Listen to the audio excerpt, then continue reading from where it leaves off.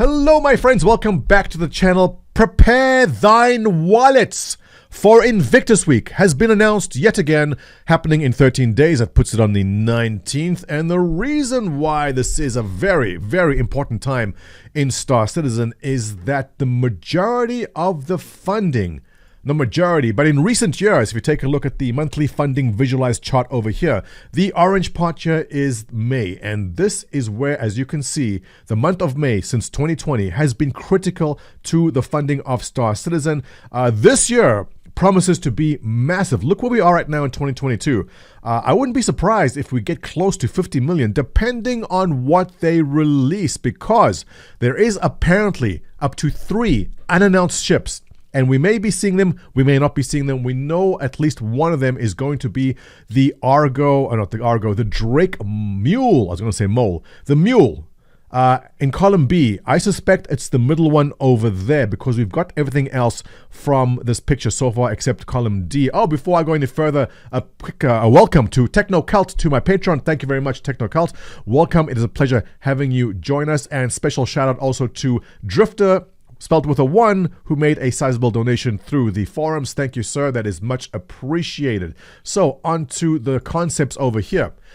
All right, from column A, everything they've shown here, we've gotten. All right, column A, the bottom and the middle one kind of meshed together, gave us the Misk Odyssey, which is the exploration ship. From column B, we've got the bottom one already. We kind of have the top one already. It's the middle one we don't have, so I'm assuming that's what the Mule is going to be, and apparently it's going to hold 3 standard cargo units, so very useful in moving cargo around on the surface. From column C, we've got the hover quad, and from column D is where we don't have anything yet. So if there is going to be an unannounced ship or something making a surprise appearance, ready to fly maybe, but I'm not holding my breath for anything ready to fly, because if there is, they've managed to hide it pretty well. But we don't have a bomber ship, the equivalent of, say, the Eclipse. Now, the Retaliator is a torpedo ship, and the Eclipse is a single-seater, smaller version of a torpedo ship. Now, we have the A2 with gigantic gravity bombs. Is it possible we get a single-seater, smaller ship that also drops 1 large bomb, or maybe a bunch of cluster bombs, munition, maybe? So from column D, possibly we get something like that. So the bottom one kind of looks similar to the Scorpius. We'll talk more about that. Oh, we have a lot to say about the Scorpius. Stick around.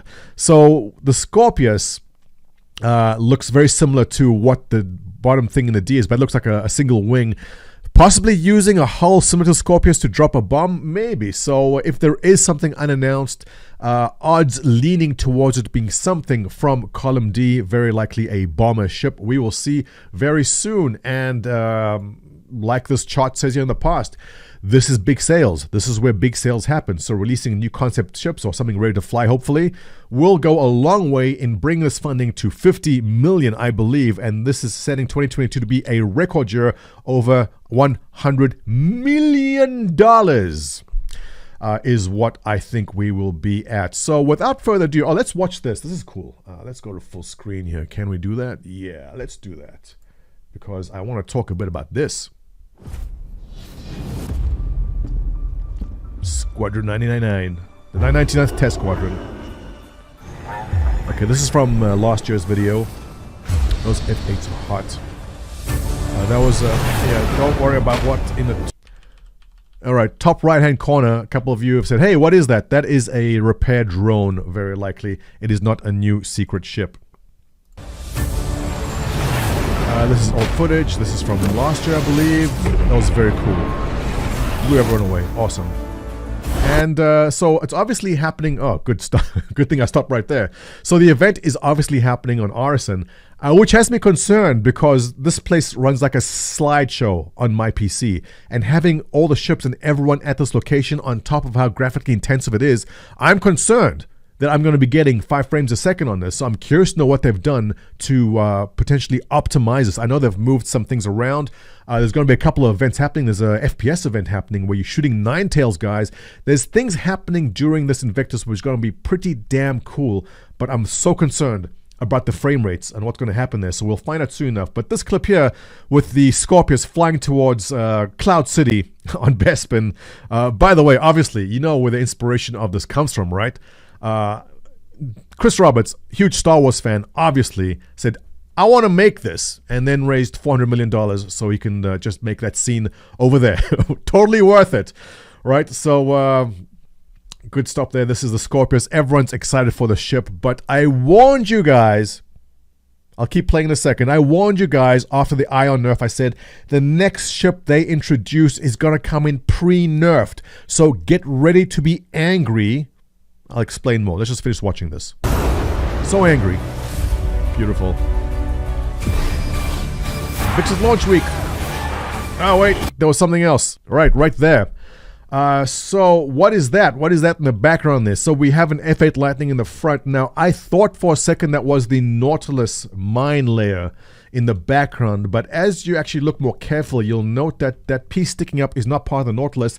It is actually a wing of another F8 Lightning, and that is most likely an 890 jump over there. So I actually tweeted out that I thought it was a Nautilus. I take that back. This is an 890 jump. And that is just montage. Very nice.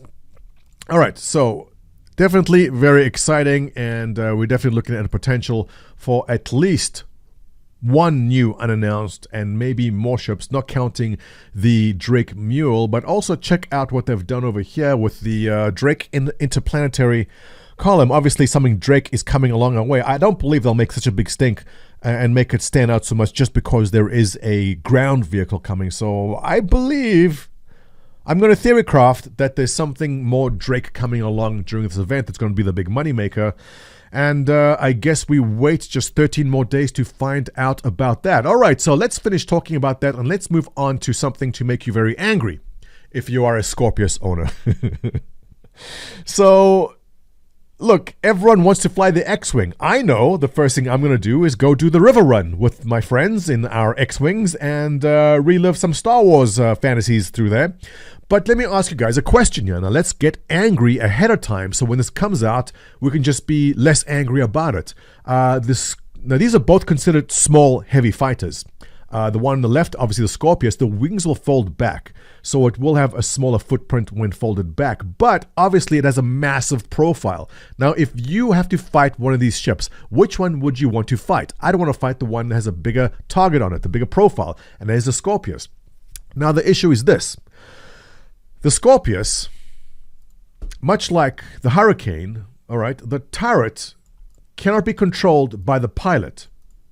It is a remote turret, and it'll have to be slaved by a computer blade in the future, where it will be locked facing forward in the upper position. So if I'm understanding this correctly, you as the pilot cannot control the turret. So what we have over here, if you and a friend have both these ships available to you to go out, which one are you going to pick? I just think that the Hurricane is going to be a lot more survivable, will give a lot more survivability just because of a smaller footprint and where the weapons are located. You know, as well as I do, the second someone sneezes on your Scorpius, that wing is going to snap off. And when the wings fall off, you, the pilot, have no weapons. So let's get angry now. Because when they release it and everyone's complaining, CIG is then going to say, we hear you. We, CIG, hear your concerns, and what we're going to do for you is make the wings 50% more durable, meaning they can take more hits. And then everyone will go, oh, you see, CIG, listen to us. Thank you, CIG. And everyone will be happy. So 100% that's what's happening. They're releasing the ship. It's going to be slower. It's going to be heavier, slower to turn, slower to pitch, slower to yaw. The wings will snap off at the slightest breeze. And then they will fix it to make it on par with the Hurricane, pleasing everyone. You're welcome. So now that we have that out the way, we know what to expect. And just closing off this video with a quick look at what's happening. So Evocati apparently in 317.1 has the Scorpius listed here, but I haven't heard anything about Evocati testing a Scorpius just yet, which means either they've been very, very secretive, in which case congratulations Evocati for plugging a leak, but I suspect they don't have it out for Evocati just yet. There are other things they are testing. But in 318, we see the Drake Vulture is coming along, very exciting, but nothing about the Corsair in there. So Salvage, Cargo System Refactor, and Drake Vulture in 318. Nothing else much in that over there. Thank you once again for Snackham and Odysseus for making these for us. We love them. And with that, ladies and gentlemen, let's wrap it up. Looking forward to seeing what we get out of this. Tell me what you think the unannounced ship will be. What's going to be the big moneymaker this year? I'm dying to know. And as always, if you enjoy my content, give me a thumbs up, subscribe. Your support of this channel is greatly appreciated, and I'll catch you in the next one.